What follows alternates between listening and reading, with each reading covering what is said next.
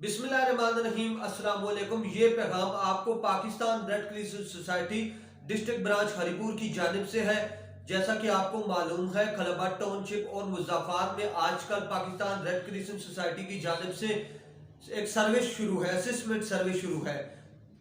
उन लोगों से गुजारिश है, ये जो जिन लोगों को खासकर ये पर्चियां मिल चुकी हैं, तो वो ये पर्चा और अपना शनाख्ती कार्ड या उसकी फोटोकॉपी लेकर कल 17 तारीख को Khalba township sector number 4 cotton mill के पास पहुंचना है आपने। तो ये कल आना है, जुमरात के दिन। पहले हमने इसकी डेट 18 रखी हुई थी, जुमे का दिन रखा हुआ था, लेकिन अभी उसको चेंज करके हमने जुमरात का दिन रख दिया है। जिन लोगों को ये वाली असेसमेंट पर्चा मिल गई है, उन लोगों से गुजारिश है वहां पर कल आ जाए काटन मिल के पास, तो अपना जो आपकी हाइजीन किट है हमसे वसूल कर ले। कल सुबह 10 बजे का टाइम है ये।